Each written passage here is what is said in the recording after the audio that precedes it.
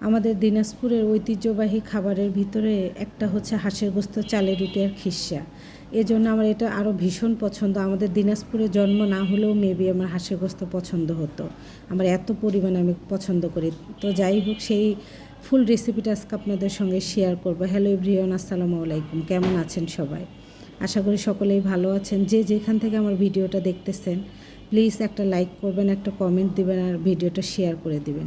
আপনাদের কাছে একটা রিকোয়েস্ট রইল, ভিডিওতে একটা লাইক দিবেন। আপনারা অনেকেই আমার ভিডিও দেখেন বাট লাইক দেন না।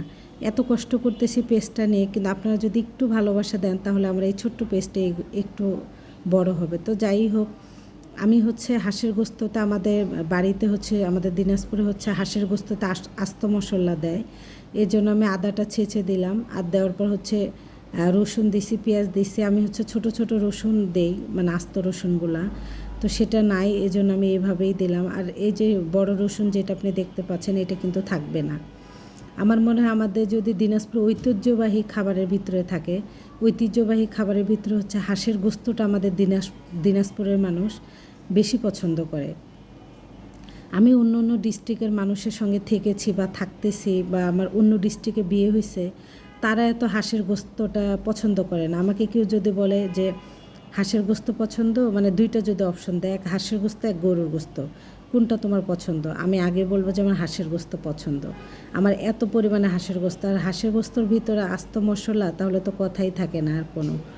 তো যাই হোক, আমি হচ্ছে এই জন্য মানে করতেছি। আর হাঁসের গোস্তর ভিতরে আপনি যদি গোটা মশলা মানে মরিচ না দেন, আমি হচ্ছে মরিচ মাঝখান দিয়ে কেটে দিচ্ছি। এটা দিতে হয়, এটা না দিলে মানে কি বলে এটাকে, যে আসল যে একটা হাঁসের গোস্তর মজা, আপনি যদি আস্ত মশলা না দেন এটা পাবেন না। আমি ছোট থেকেই দেখে আসতেছি, আমাদের বাড়িতে, আমাদের আশেপাশে, আমাদের আত্মীয় স্বজন সবাই এইভাবেই রান্না করে, আমি যতটুক থাকছি। তো যাই হোক, আমার মা এটা কী করছিল, আমার আপু আনার সময় এটা হালকা একটু গরম করে আনছিল, যদি মানে দিনাজপুর থেকে ঢাকায় আসবে, মানে ভেবেছিল যে যদি নষ্ট হয় এই জন্য। তা মানে হালকা ওইটা সিদ্ধ করা না, মানে জাস্ট কোনো রকম খালি একটু করা হয়েছিল।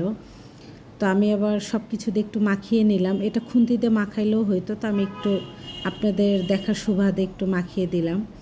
মরিচ দিয়ে মাখাইলে মাঝে মাঝে জ্বলে না, আবার অনেক সময় জ্বলে। তো যাই হোক, পানি দিয়ে এটা কিন্তু সিদ্ধ করতে হবে। হাঁসের গোস্ত কিন্তু প্রচুর শক্ত থাকে, আর হাঁসের গোস্ত খাওয়ার নির্ভর করে রান্নার উপরে। আপনি হাঁসের গোস্ত যত কষাবেন, যত ঝাল দিবেন, আর দেখেন গাইস, কালারফুল কিন্তু হয়েছে গোস্তটা। হাঁসের গোস্ত ঝাল কম হলে কিন্তু মজা লাগে না। আর হাঁসের গোস্ত মানে কষাতে কষাতে এক রকমের কালা ভুনের মতো কালার যখন আসবে, তখন কিন্তু হাঁসের গোস্ত মজা হয়। আর আমি এদিকে রান্না করতেছি, আর আমার ছেলের মনে এত মন খারাপ, ওই যে দেখেন মন খারাপ, মানে একটু হাসি ছিল না। তো অনেকক্ষণ পর পানি শুকিয়ে যাওয়ার পর এখন আমি কষাচ্ছি। এটা কষাতে মোটামুটি আমার 1 ঘন্টা লেগে যাবে। আমার মনে পড়ে, জানেন, আমার বাবা যখন বেঁচে ছিল, আমরা বাড়িতে ছিলাম কিছুদিন আমার আপুর বিয়ে সুবাদে। তো মানে আপনাদের সঙ্গে যখন আমি স্মৃতিটা শেয়ার করতেছি, তখন আমার মনে হচ্ছে কি জানেন, যে এই যে আমার চোখের সামনে এইমাত্র এটা ঘটতেছে।